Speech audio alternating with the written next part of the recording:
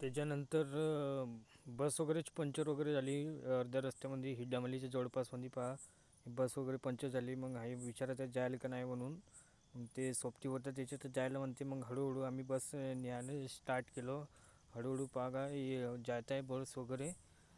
हे बघा हळूहळू चालत आहे आणि उचलत असे खालूच खालूच होत आहे, कारण की एक साईडले पंक्चर वगैरे झालती ना. तरी पण हळूहळू वगैरे नेला त्यांना. मग गोरेगावच्या डेपोमध्ये ते गाडी वगैरे थांबवला इथं. मग आम्हाला म्हणलं तिरोड्याची बस वगैरे येईल, ती इथून चालले जाल तुम्ही म्हणला. मग इथं पुष्कळ वेळानंतर 3-4 वाजे बस वगैरे आली. हे बघा बस आली तिरोड्याची. याच्यानंतर आम्ही गेलो. हे बघा आम्ही इथं बसलो. मग गोरेगावच्या इथं बसस्टँडवर बस वगैरे थांबली.